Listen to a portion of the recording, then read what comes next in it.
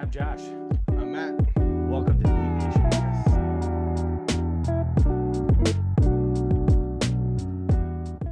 We are kicking things off with a bang for sure. Very fortunate to get to try. This is the 2025 release of George T Stagg, the first hazmat in 9 years. Matt, what do we know about this one? The distillation was in spring of 2010. This is a fall 2025 release. 142.8 proof. Proof off the still was 140. Barrel aged proof 125. And there was evaporation loss of 63%. Now the age on this is 15 years and 4 months. Yeah, 142.8 proof. I'm excited. I have been dying to break the seal on this one, and so I've stayed strong. Are we ready? Are we ready to break the seal? I think we're ready to break the seal. Let's go. All right. Oh, buddy. I'm very happy with that cork pop for sure. Good. All right, let's get in here. So we don't know how many bottles of this is going to be released. They stopped doing telling us those numbers in, I think, like 2016, 2017, somewhere in there. If I had to guess, honestly, probably around 15, 20,000 bottles. So you're going to see this one quite a bit, I think. Now the MSRP on these are around $149.99. We paid just a little bit more than that. We didn't pay a little bit more than that. Josh paid a little bit more than that. So Just a little bit more than that. It's fine. Well, okay. Yeah, that smells absolutely incredible. that it does. We're gonna have a little sample here for a little friend of ours off camera. This is okay. All right. Wow. So we've got to come up with notes, right? Where do I even want to start on this one? So right off the rip for me, I get a ton of brown sugar off this. There's a lot of brown sugar. There is a funky oak, like it's what I get on a lot of higher proof whiskeys that I've tried, especially hazmats. It's like a rickhouse funk. It's kind of sweet, but it's oaky. I'm getting a lot of dark cherry on there. Very sweet. Like Luxardo cherries, like the maraschino cherries. And it's not stinging the nose much. So this isn't for it being a hazmat. It's really not. There's not a lot of burn when I go in to nose this, and I'm getting way in there. Daddy, chill. We did have a couple warm up pours. Sure, this isn't my first sip for the day, but I definitely feel like for it being a hazmat, there's not a lot of ethanol in the nose. There's just a lot of brown sugar and oak and like dark, deep, rich red fruit. I feel like at the very bottom of this glass, though, I'm finding a little bit of butter. Could be all the Thanksgiving festivities we had yesterday, but yeah, it's buttery. It's super rich. Are you ready? I'm excited. Very viscous. Well, cheers, buddy. Thanks Cheers. for sharing this.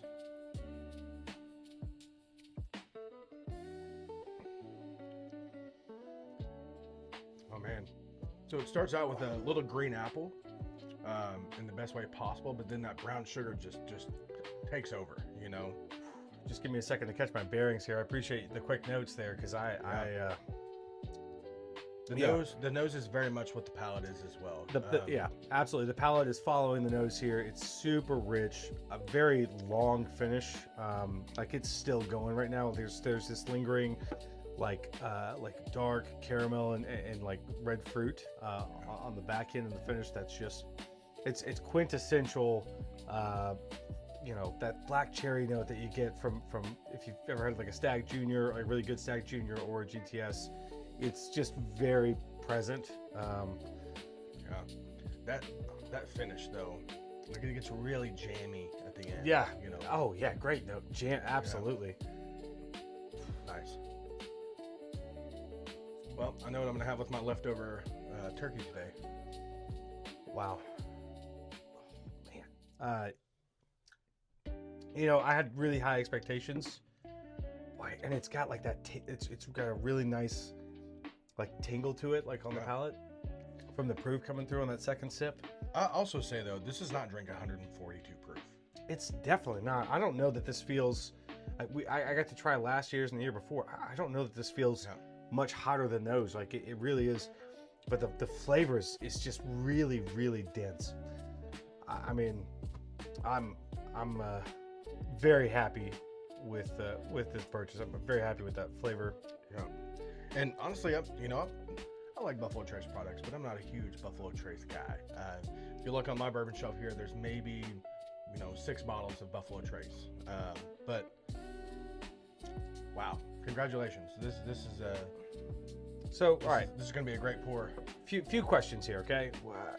Where would we put this on our 2025 releases that we've gotten to try this year? Because there's been a lot of 2025 has been what feels like an extremely long year in whiskey because Russell's 15 was this year, and that feels like it was years ago because there's been so many great banger releases. Russell's 15 was this year? Yeah, wasn't it? I thought Russell's 15 was the last year release. I could be wrong. If I'm an idiot, I'm an idiot. It's fine. I'm kind of flabbergasted right now. I guess the question is, where do we? Are you? I think it was this year. No. We're gonna have to. We'll could be. I don't know. We'll check us. We'll have We'll check us in the comments. If we're wrong, just call us an idiot. It's fine. Where would you put this on the 2025 releases? Like in terms of like bourbon of the year. Now we obviously want to blind these, but I don't know. For me, I don't know if it's bourbon of the year. For those of you guys who know me, I'm a huge Jim Beam fan, and this year's 21 Knob Creek. I don't think there's any. Don't get me wrong. I thought the Knob Creek 21 year was incredible, right? But I mean, in terms of the experience, I feel like there was Wild Turkey Beacon that's up there. The Calumet 18 year was up there. Of course, they had the decanter and everything like that. So maybe it's because I did get this one. I do not have a Knob Creek 21 personally. But I'm not as much of a Jim Beam, we'll call it slut, as you are. I barely have 21 year left.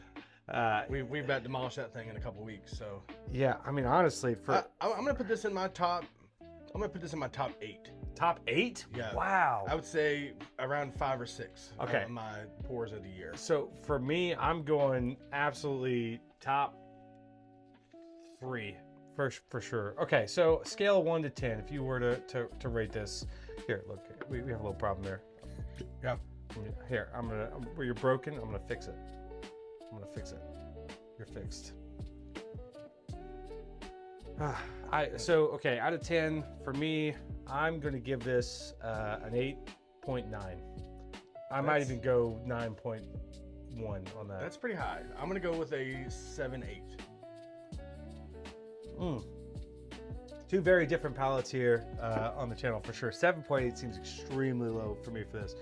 Now, for what I had to get this for, what I had to pay for this, what it's going for on secondary, I've seen it just recently as low as 1,000, but it was like 1,200, 1,050. Where do you put this on the value scale? You think it's worth to shuck out the extra, $400 compared to last year's GTS that you can get? I don't actually.